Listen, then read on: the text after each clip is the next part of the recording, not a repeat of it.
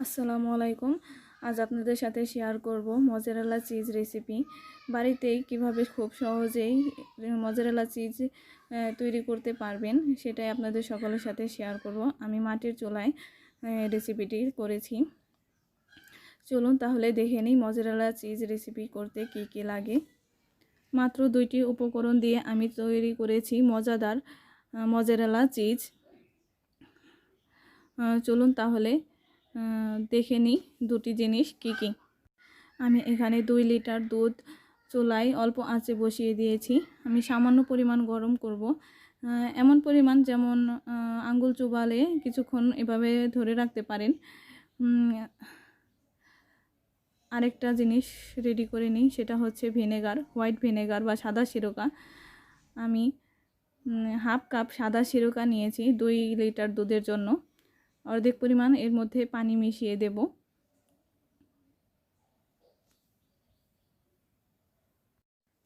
এরপর হালকা গরম দুধের মধ্যে আমি অল্প অল্প করে ভিনেগার অ্যাড করব আর নেড়ে চেড়ে দেব। দেখুন আমি অর্ধেকটা দিয়েছি, এর মধ্যেই দুধটা ছানা কেটে যাচ্ছে বা দলা হয়ে যাচ্ছে, দুধ থেকে দুধ আর পানি আলাদা হয়ে যাচ্ছে। এভাবেই নাড়াচাড়া করতে থাকুন। কিছুক্ষণ নাড়াচাড়া করলেই দেখবেন একদম পুরোটা দলা বেঁধে যাচ্ছে।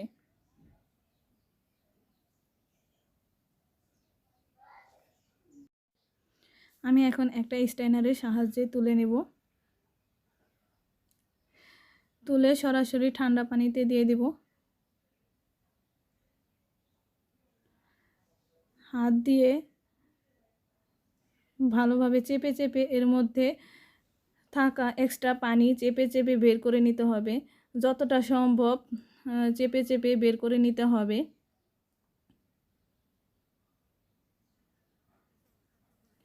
বারবার পানিতে ভিজিয়ে চেপে চেপে নিতে হবে, যাতে এর মধ্যে থাকা এক্সট্রা যে দুধের মতো থাকে সেটা বের করে নেওয়া যায়।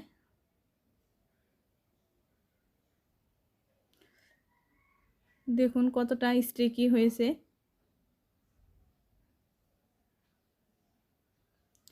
বারবার পানি পাল্টে পাল্টে এই কাজটি করতে হবে। প্রায় 10 থেকে 15 মিনিট এভাবে চেপে চেপে নিলেই হয়ে যাবে।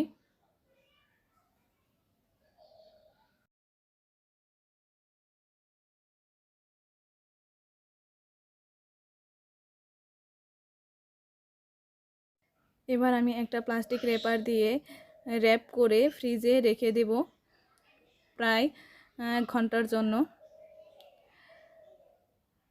আপনারা যে কোনো সাইজ করে নিতে পারেন, সাইজটা কোনো ব্যাপার না।